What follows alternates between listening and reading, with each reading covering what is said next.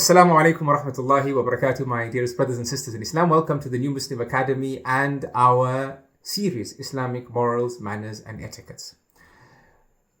The Prophet, peace and blessings be upon him, he forbade us from a certain act when we are in a group, when we are with a group of people. He said, sallallahu alaihi wasallam, that when you are, for example, 3 people in a group, right? So there's 3 people in a group. 2 people should not speak secretly to each other at the expense of the 3rd person. Why? The Prophet ﷺ said, for that will make him sad. And we know the devil is always whispering thoughts, whispering ideas, and fanning the fuel of doubts to create bigger issues. It could be that you're having a private conversation and it's not about the 3rd person, but the 3rd person may feel like the conversation is about him. So it doesn't matter that the conversation isn't about him. What matters is how he feels, that we created a circumstance to make him feel exposed or make her feel exposed. So the Prophet ﷺ forbade this. So don't open the door to the devil. Yeah?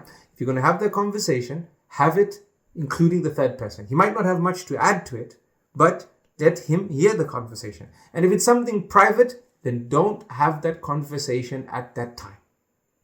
Delay the conversation to a point where you are 2 people together, right?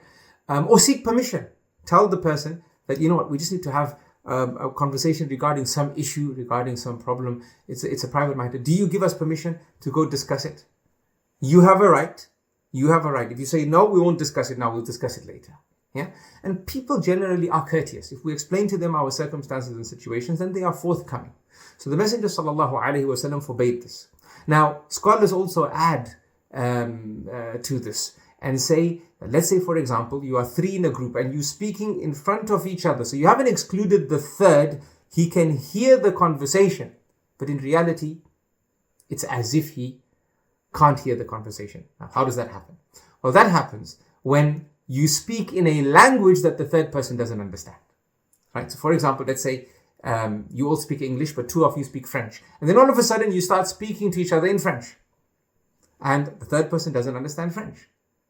The same impact will occur. The person will feel maybe they're speaking about me. Maybe they're making fun of me. Maybe I did something wrong. And that's going to open the door to the devil to fuel this doubt, to fan this flame. And it can lead to resentment being built in the heart of a person towards other people. And Islam doesn't want this. So look at this level of courtesy that Islam has. And indeed, this is from the manifestations of the Islamic morals, manners and etiquettes. I hope you've benefited from this session. Until next time, Assalamu alaikum wa rahmatullahi wa barakatuh.